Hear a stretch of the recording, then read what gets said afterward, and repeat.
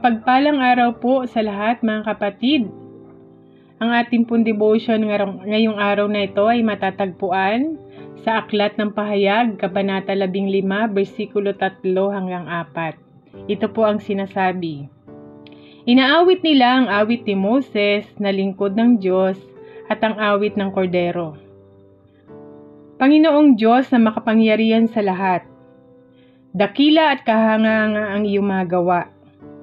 O Hari ng mga bansa, matuwid at totoo ang iyong mga paraan. Sino ang hindi matatakot sa iyo, Panginoon? Sino ang hindi magpupuri sa iyong pangalan? Ikaw lamang ang banal? Lahat ng mga bansa ay lalapit at sasamba sa iyo, sapagkat nakita ng lahat ang matuwid mong mga gawa. Ang pahayag, Kabanata 15 ay nakatuon sa 7 anghel na may 7 salot na nagtatapos sa pagtubos ng puot ng Diyos sa masasama. Ang kaganapan ay nagiging sanhi ng pagdiriwang ng mga nanalo laban sa halimaw at sa kanyang larawan at bilang. Tumutugtog sila ng alpa at umaawit ng awit ni Moses at ng Kordero. Ano ang layunin ng awit? Ang awit ng Kordero ay maaaring ipinagdiriwang si Jesus bilang Kordero ng Paskwa na ang dugo ay tumubos sa mga banal ng kabigatian. Pinupuri nila ang Panginoong bilang gumanap ng mga dakila at kamangamanghang mga gawa na tanging ang makapangyarihan sa lahat ang makakagawa. Inilalarawan nila ang Panginoon bilang makatarungan at totoo sa kanyang mga paraan. Nagsisimula ang mga mananamba sa pamamagitan ng pagpapahayag ng kadakilaan at kamangamanghang mga gawa ng Diyos. Kinikilala nila na ang Diyos, ang makapangyarihan sa lahat, ay gumagawa ng mga gawa na hindi maunawaan ng tao. Tinitibok ng proklamaksyong ito ang soberanya at kapangyarihan ng Diyos sa lahat ng nilikha. Ang susunod na bahagi ng awit ay nagpapatunay na ang mga daan ng Diyos ay matuwid at totoo. Binibigyan diin nito ang pagiging perpekto at katapatan ng Diyos. Hindi tulad ng mga depekto at disakdal na paraan ng sangkatauhan. Ang mga paraan ng Diyos ay palaging makatarungan at maaasahan. Pagsamba.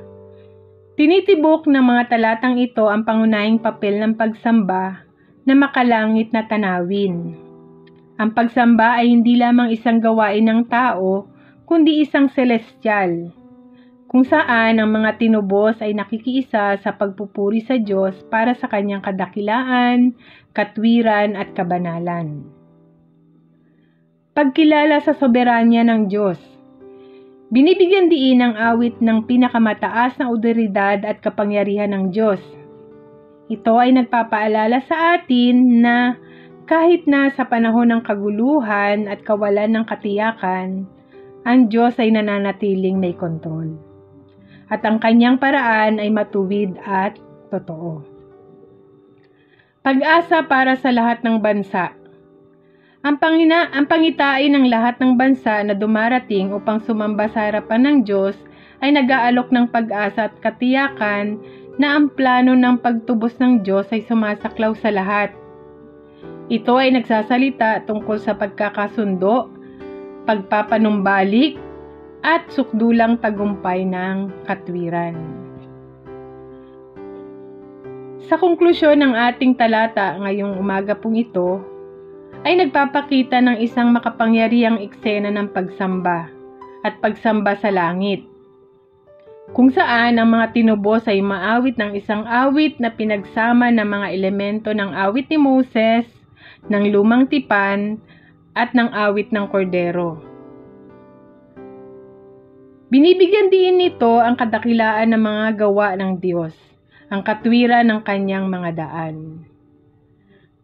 So mga kapatid, nawa ang talata pong ito na ating pinag-aralan ay nagsilbing paalala sa atin kung gaano kahalaga ang tunay na pagsamba sa ating Panginoon, na siyang karapat-dapat na bigyan natin ng kalwalatian papuri at tunay na pagsamba.